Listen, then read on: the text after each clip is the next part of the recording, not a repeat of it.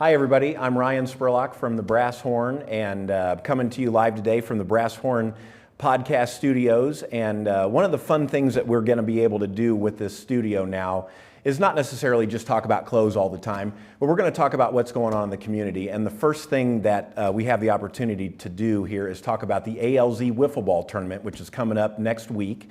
I've got Geoff Owens here, who is I'm chairman of the board, or one of them, one of the board members, and we'll also be talking with Joey Brinkoetter as well here in a little bit. We only have two chairs. We're still growing this thing, so we're going to get everybody in and we're going to get talked about. But I wanted to say thanks for coming up, Geoff. I appreciate you having us. Thanks for Thank having you so us, much. or thanks for coming.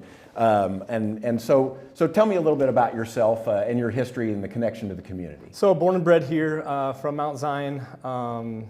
Family all throughout. My dad's actually from Peoria area, but we settled here, and the event, if you will, is at my sister's house over there off of Lost Bridge. So we do have a very deep connection to Mount Zion. A lot of our board members are on there as well, but we do also have quite a few people just from the Decatur and surrounding areas too. So you know, this area, as you know, really helps itself out a lot. So, yeah. And it's easy to just say the Decatur area because it's so big and vast. So, yes, we're from the Mount Zion and surrounding areas, but Decatur really is our home. So. Yeah, well, I was born and raised in Decatur, and you know, I decided my first house wasn't going to be in Mount Zion because, you know, I could never beat them in any sports. But then my second house was in Mount Zion, and now, you know what they say, if you can't beat them, join them, right? Yeah, so, absolutely. Anyway, I wanted to have you guys on because I love driving by and seeing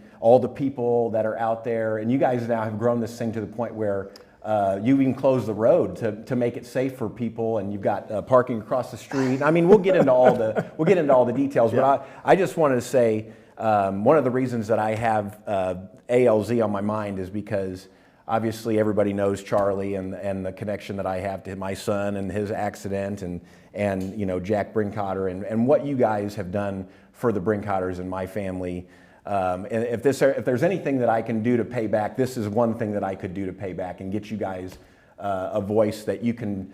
Hopefully we can get it out and let people know what's going on and all the good people that are involved and what it really does for the community. So tell me a little bit about ALZ and why you guys chose that. Yep. and what's going on there. Yeah, so we started out, my nephew Ethan Parker was 12 years old, and he wanted to have a wiffle ball tournament just for fun.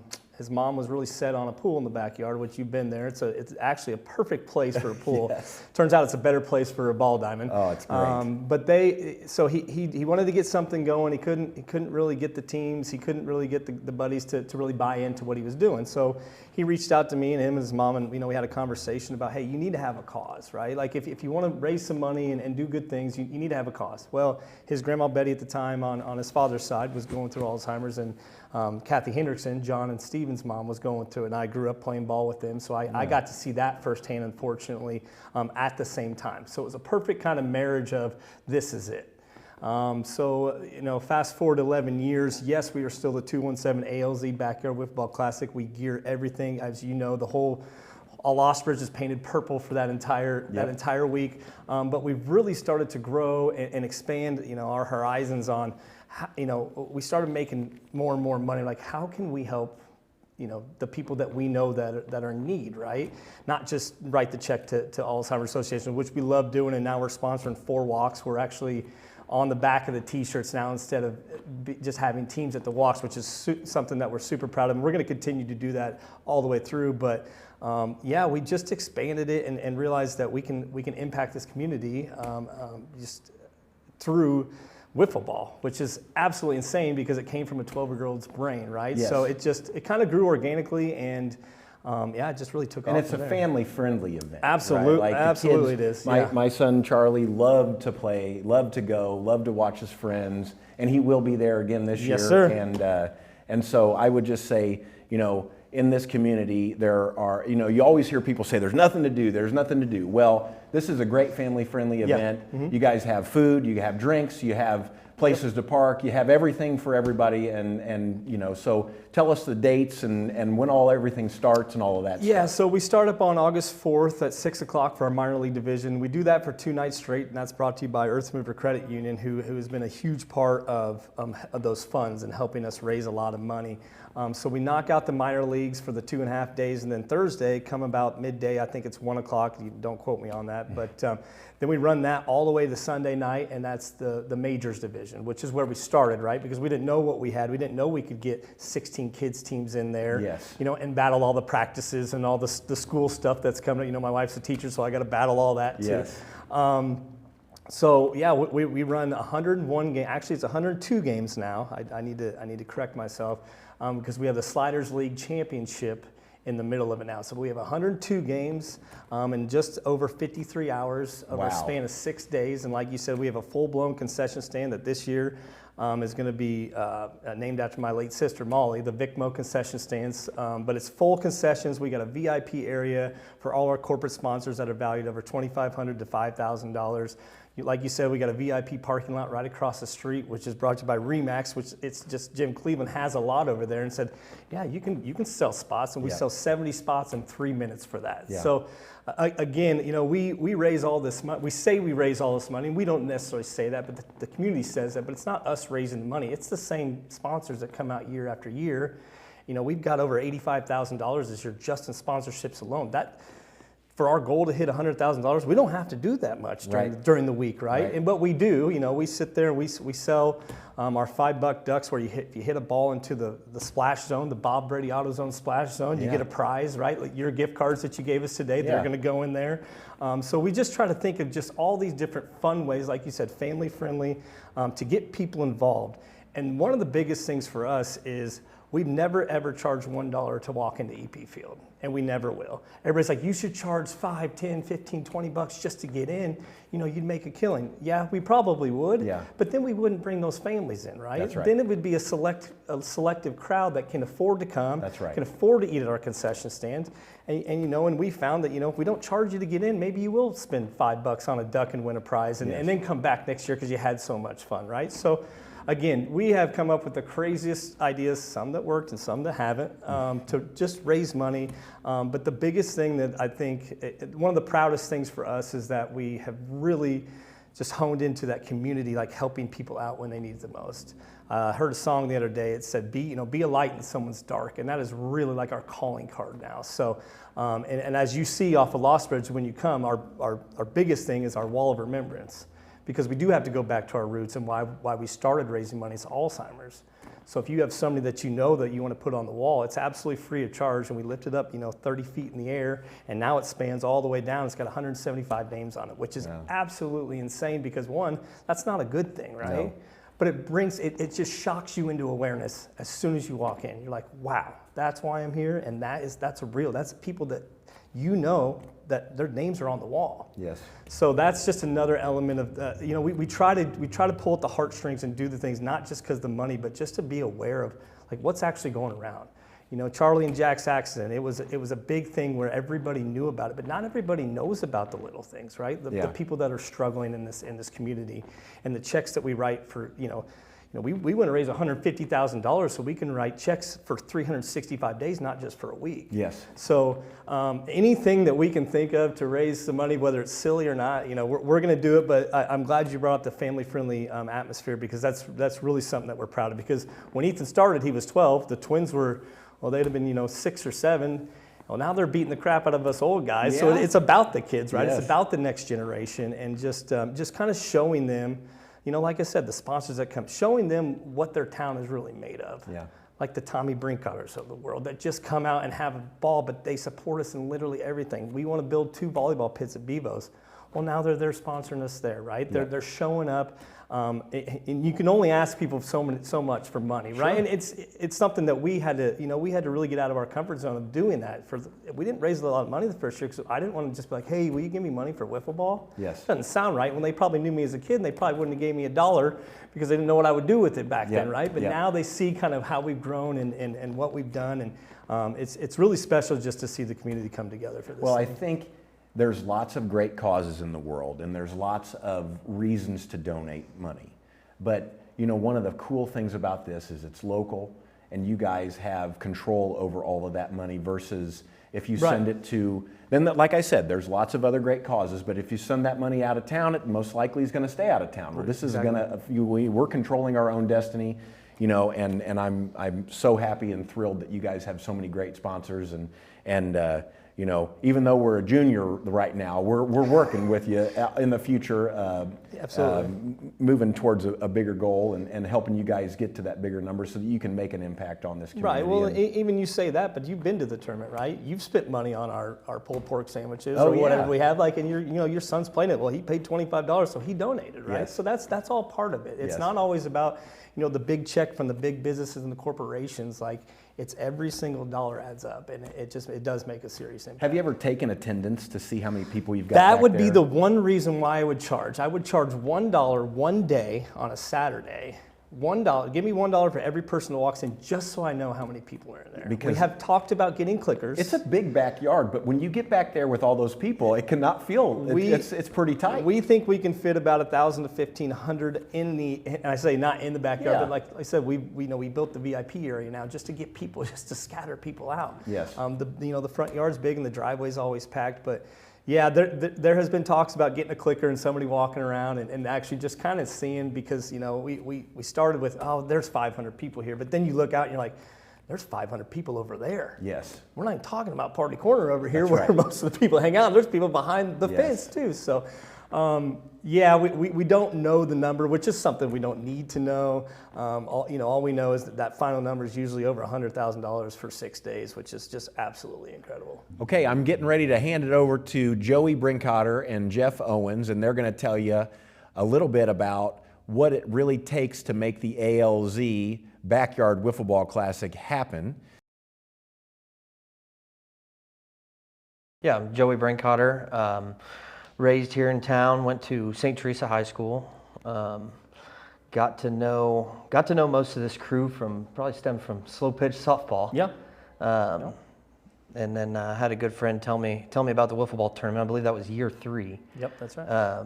Came out and I never wanted to leave. The first thing I did was ask Geoff the next year, what I could do to help. And that's how I kind of fell into the role of the construction guy, builder. Yeah, well, that's funny that you said it, because you never wanted to leave, so you brought a camper for 5 years. Yeah, and actually stayed in the VIP area for several years. Yeah, I brought in, had some good friends let me use a camper, and that was home for the week. Okay, Joey, tell me what kind of effort that it takes to put an event like this on in a neighborhood on a busy street. Well, it doesn't just happen out of nowhere. We have several work days, but our board, we're working all year long on it, and we have sponsors that come take care of the backyard, keep everything nice, make sure the grass grows back every year, because we tear it up. we are hard on that yard. But this past weekend we just had our first work day, to help get the fields ready, and we had probably 15-20 people. Yep. Out there show about up 6 or 7 hours. Yeah, not just board members, community members that believe in what we do and they want to help, and it's something cool that we can do now with all the support that we get. Is Geoff mentioned the Wall of Remembrance. Instead of having that up the day before the tournament, now we've got it up a whole week before. So you drive by and you see those names, and it wraps all the way around the field. And we're even extending it, because we keep putting those names up. People keep coming that haven't been there before, and they, unfortunately, everybody knows somebody who's had to deal with Alzheimer's. And if they haven't, they will. Yeah, which is super unfortunate. Yep. So we get stuff like that up a lot earlier now. So more people see it, more people get exposed, and. You guys went ahead and you got the city to close the road because Lost Bridge Road is a highly traveled road. Yes. And so people who didn't get on in the first 3 minutes to get their parking spots, they can park down at Spurlock Park and walk up the street and not feel like they're dodging traffic. Right. Yeah, it's real nice having that extra space. We had a lot of cars come by pretty quick, and it just wasn't too safe. So the city of Decatur was very, very helpful with that. Yeah, and it started early too, right? Like, because we understood that we needed we needed something, and it was actually Addie, I think, in year 2 or 3. She was 2 or 3 years old at the time, and she took off, was going to go across the road, and it wasn't closed. So that right there was my my alarm to say we need to do something. Well, we ended up getting cross guards the next couple of years, and that helped. But then you got the grumbles from the people trying to get in and out, the neighbors, which we try to do as much as we can for them to take care of them all week. We understand it's a little bit of a burden in that neighborhood, but now they can have kind of free reign to drive safely out of their driveway and into Lost Bridge. But yeah, like Joey said, the city of Decatur really stepped up. Tommy actually helped us out with that as well. It would not be as big as it is if that road was closed, and we would not sleep. Yeah. We would not sleep at night. We wouldn't be able to put all the focus that we do into, and I say the games. It's not about the games, but into the event. If that wasn't the case, so that was just one stepping stone that really catapulted us, I think. Right. So, do you guys want to name the people that are on your board? Do you want to name any of your other sponsors? I'm going to give you guys free reign. You can talk about whatever you want to talk about. We can talk all day about how many sponsors there are. Yeah. One thing I thought it'd be cool to talk about is the newer VIP area. Yeah. Last year we poured a concrete pad right behind the first base side of our backstop, and put a concrete pad in. Put a little pergola bar thing we've got a TV there for our VIP sponsors, and some outdoor furniture, so they don't have to be in the crowd, shoulder to shoulder, because it gets so busy there. They can sit on that furniture, watch the live stream, which is happening right next to them. And this year we went ahead and built a platform right next to them there for our cooks that come in. We have several local restaurants that come in and cook for our VIP sponsors, and so we built a platform to where they can see over the fence and see onto the field, and everybody in the outfield can see what they're doing over there, wondering what they're cooking and what's going on. Yeah. So that's another cool addition that we did this year. It just showcases them as well, because they come in on their own time, their busy schedules during their dinner hours for all these. Maddie's is coming in at 7 o'clock, and you got all these people. Coney McCain's is coming and catering in food, but we want to be able to showcase them as well, because not only does it help them, but it helps us, because you're watching a game and you look back there and say, what's going on? What's going on? Something smells good over there, yeah. But it really stemmed from these guys were giving us so much money as these VIP sponsors, and I feel like we did a good job taking care of them. But how can we really make this an experience for them that they tell their colleagues about, or their ADM's coming this year, and that's something we've been trying to get for a while. And I really I'm really excited for them to come and see kind of the show and everything that we put on, because we built 8 seats. Also, we call them our purple seats that are replicas of the green seats, or the American Airlines seats at Wrigley, and they're right up front, and that's for VIP only. So really to make that VIP experience big, and Joey's been instrumental in building that. Like I said, I have the ideas, and he has the ability to do that. I do not. But no, we really want to let them know how much we thank them. The Earth Movers, the Brinkoetters, just all in the Frank Vincent Memorial Bowling Tournament, who does a bowling tournament and gives us all their proceeds. Yeah. That's just incredible that they do I think it's 2 or 3 days.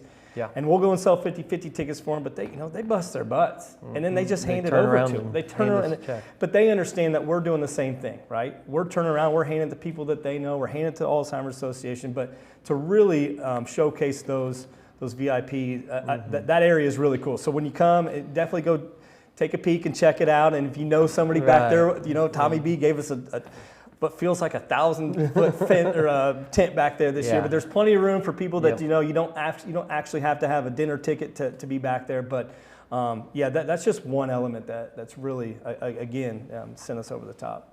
Well, that wraps up our discussion with the boys. I want to thank Geoff and Joey for coming and spending a little time with us here. If you want some more information about the 217 ALZ Wiffle Ball Classic, it's going to be in the description below our little video. And I want to thank you again for watching, and have a great day.